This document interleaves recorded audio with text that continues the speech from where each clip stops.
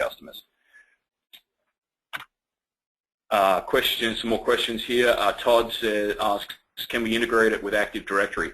So Todd, it's got, not yet, but you will be able to. There is LDAP integration for user account creation, so you can easily push from like a local Active Directory server to create all of your Collaborate clouds in the first instance, and that'll be important as part of initial deployment. And we'll see further AD integration subsequently. Mike's got a question, where do you see this evolving as the cloud model evolves? If you could give more context around that, Mike, that'd be great.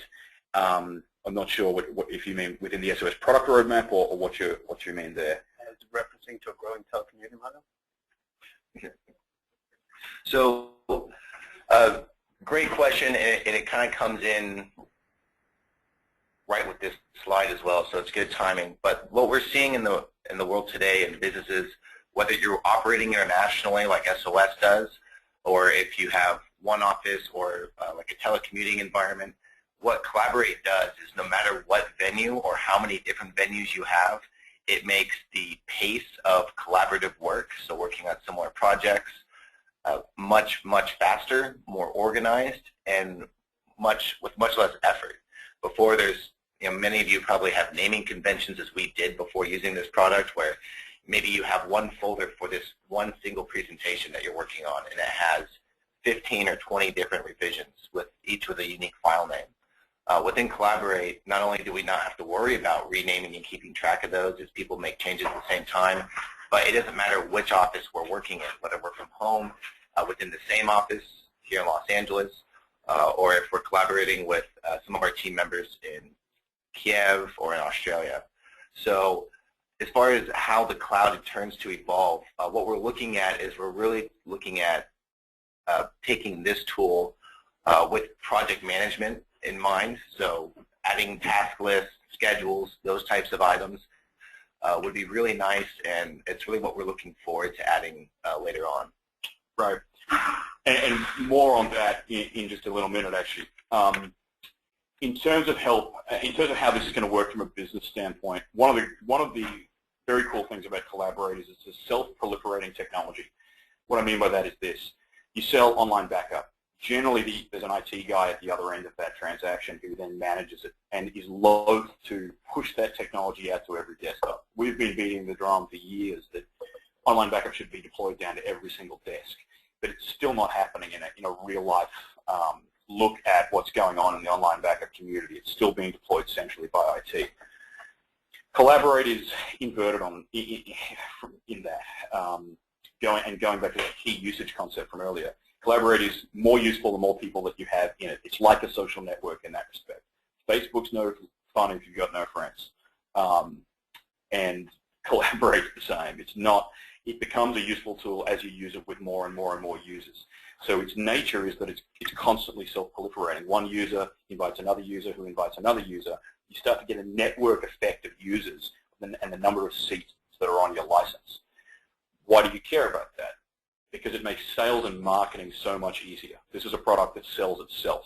And as you distribute your free trials to your customers, and as your customers invite more users into your network, all you have to do is fuel that fire. This is not something where you need to sit down and go through a long sales cycle every time a new user is going to come onto your system.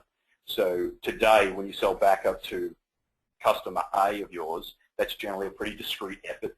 Most of our partners tell us that they're not just throwing this up on their website and the masses are coming to their site and buying online backup in droves. It's still very much a relationship-driven sale. Collaborate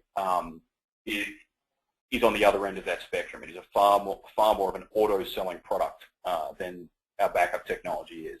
I think that's vital to the models we're going to see in terms of the network effect of distribution and the way that plays out through your customer base. So to these bullet points here, every time a user shares a file or more specifically collaborates with non-users, there's an easy opportunity for that additional user to come into the product and start using the product. In terms of how this is going to help you, one of the things we really want to encourage is for every single person who's here today to use the product yourself, and we'll have information on how you can get those accounts at the end of this presentation. All right, so this is, you've all seen the SOS ROI models that we do. We've been doing them for years. We've had terrific feedback around our ROI models as a great way to give our partners a sense of the business of backup and how to get into it. So we're building new models that we'll distribute to you all for Collaborate, so you can see that the way Collaborate is going to work from a P&L and a revenue standpoint. This is really a slide I think everybody wants to pay attention to and ask questions about. So I'll turn it over to Jeff to talk through the way this model works. Yeah, basically the way that we have our pricing structure is very in line with our core belief that simple is best. As Ken had mentioned earlier in the presentation, this is a very much user-oriented type of program. So you can see on the right middle, we have the available plans under this white label program that you can select from. So it's all based on the number of users, and it doesn't have to be in one company, 5 companies, any number of companies. It's just the aggregate number of users that you have signed up. And when we look at what is the return expected on the investment, number one, and especially from my area of responsibility, which is sales, we understand that this is not philanthropy for anybody. If this is not a revenue generator for you, a profitability generator for you, then it's of no value. So this is a way to get a quick snapshot of what is expected for me within the type of plan that I have given my customer base. So if we look at the green boxes up front, we see the total number of companies. That's how many companies do you do business with right now? And it's a rough number. I always encourage being highly conservative when it comes to these ROI calculations. And then you have the conversion rate. Of those companies, roughly what percentage of them will you be able to penetrate with a collaboration account? Then the next column over, number of users per company, is roughly how many users are within your average company. And then the other category will populate itself. That just calculates how many total users you will need. And then what do you plan to sell this for? You know, we have it pre-populated with the industry norm that we have done research to uncover, which is roughly $15 per user. And as we look in this model, which is a lower end of the spectrum model, there's 50 companies, 20% conversion. So that says that of those 50 companies, 10 will tell you yes. 5 users per company, so you need 50 users total. You can see from the available plan, that'll cost just over $3,600 a year. At your charge of $15 per user, your top line will be $9,000, which is 60% profit. So on an annualized basis, you're going to make just light of $5,400 within that model. Right. And if I may, just some overlay comments. So one, we're trying to make this consistent with your existing SOS relationship, and it's already got some key elements to it. Firstly, it's always branded for you. So most of you here today, the vast preponderance of you, are running a white-labeled version of SOS's technology. Secondly, you own the customer relationship. That's something we deeply respect here at SOS, and all of our products are geared toward preserving that. So thirdly, we've always tried to allow you to make more than 50% gross margin on products sold, which is unusual in the industry, but it's something we're deeply committed to. I've said it many times before, and I'll say it many times again.